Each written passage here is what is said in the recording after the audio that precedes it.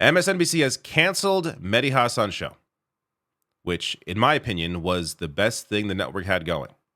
So, in this video, I'm going to go over what happened here. I'll give you the full context, why I have mixed feelings about why this show may have been canceled.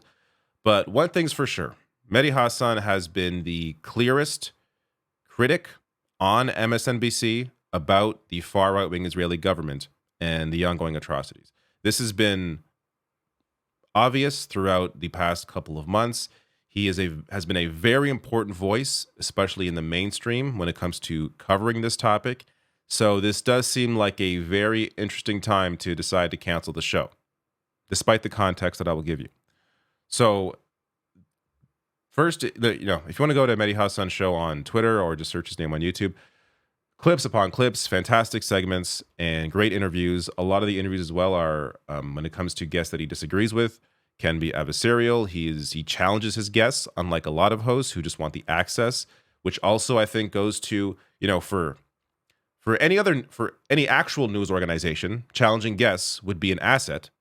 But for a place like MSNBC, I think they view it as a hindrance because then it hurts them in their ability to get other guests on the show.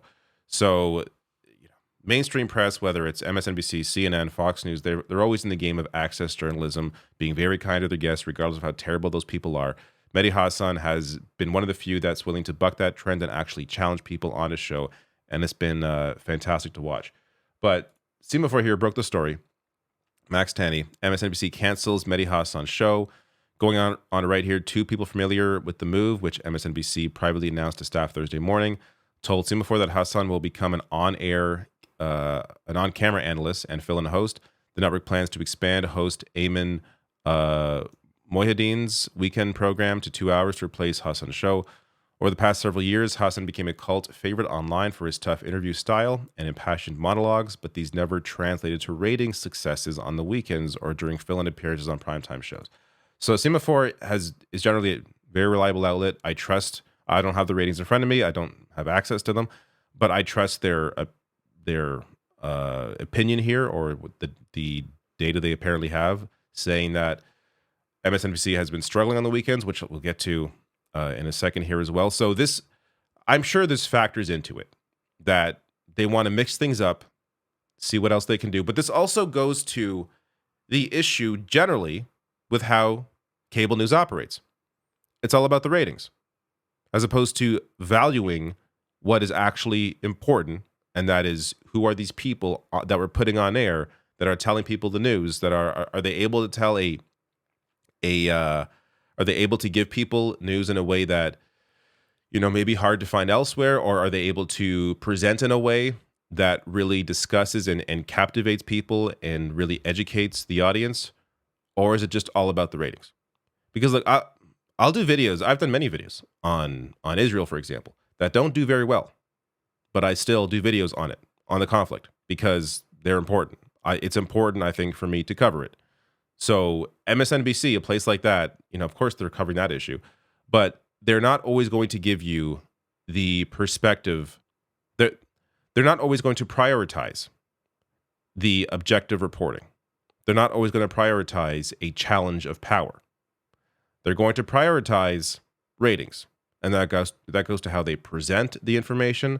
That goes to how they frame. Framing is everything when it comes to the information. It's what they decide to cover and how they frame that story. Everything else in between is just filler. It's all in the framing, all in the presentation. And Mehdi Hasan, I think, has, again, been the unique voice. To be fair, Ayman is actually pretty good as well, as is Ali Velshi. But Mehdi Hasan, I think, stands head and shoulders above everybody else in his ability to really discuss the news in a way that no one else can, and challenges power, I think, most importantly, challenges power in a way that no one else does.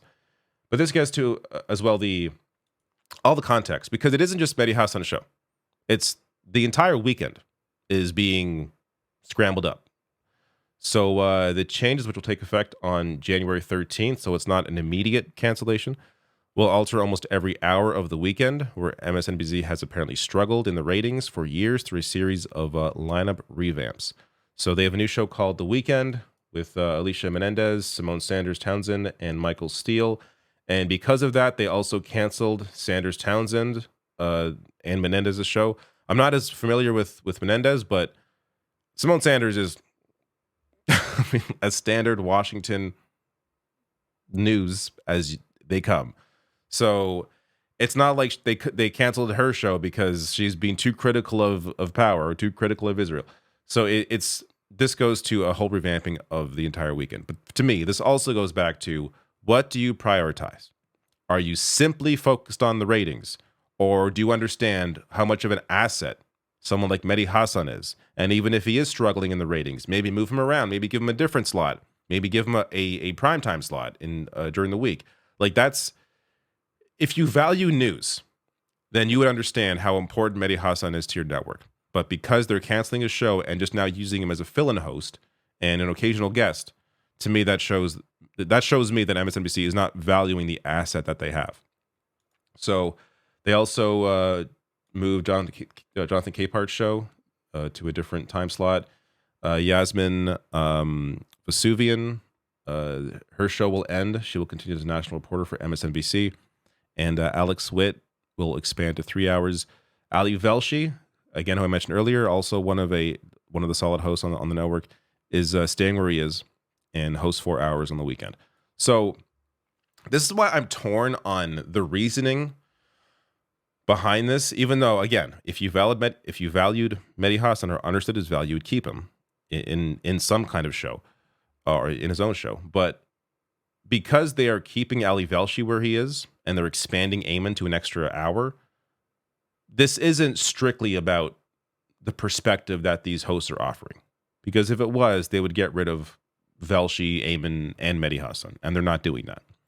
But you could argue Mehdi Hasan is clearly the most valuable of the three in the information he presents and how he presents it in his interview style, and they're deciding to cancel his show, which I think does say something. I just want to end on this as well, just going on the discussion around why the network may be struggling, at least, on the weekends. The viewership is very old. Like, this is from 2018, so I can imagine it's only gotten worse. But MSNBC, 24%. This is from, again, Public Opinion Strategies. MSNBC, 65 plus, 24%. They have a larger 65 plus viewership than Fox News, apparently, according to this. So that's a little concerning. And of course, largely white at 70%. Of course, Fox News more white, which also makes sense. But, a large, older white audience. There's also Pew Research here. Apparently, according to them, MSNBC has the oldest audience, which is kind of surprising. But if you look at the question, so they say here, people whose main political news source. So this is about main political news sources. Percentage who are blank among those who name each as their main source for political and election news. Young people, even if they're checking out Mehdi Hasan's clips on YouTube or Twitter, I don't think any of them would consider MSNBC, at least most of them clearly don't, to be their main source of news. Younger people typically, at least people that are, I shouldn't just generalize younger, but people that are following news, that are younger, tend to get their information from a variety of sources. So maybe that's why you're seeing NPR appear or New York Times, because there are, various hosts with different perspectives that I think are more clearly defined on a place like New York Times than on MSNBC. But regardless of the reasoning here, if this is the audience tuning into MSNBC, this older audience here, yeah, they're going to be less inclined probably to watch Mehdi Hasan, which unfortunately, he's the person they should be watching the most. They're the ones that, this is the audience, the older audience are the ones that need to watch Mehdi Hasan because they're not going on YouTube. They're not going on TikTok. But it's just, when you have an older demographic, they're going to skew to what they are comfortable with. And that is not going to be Mehdi Hasan. That's going to be more like, Morning Joe. But again, I don't think it's strictly Mehdi Hasan's perspective or criticisms of Israel or even Joe Biden that have led to this position. I think it's a whole bunch of reasons, but clearly, you can at the very least argue that MSNBC does not see the value that they have in Mehdi Hasan. They are not valuing the news over ratings.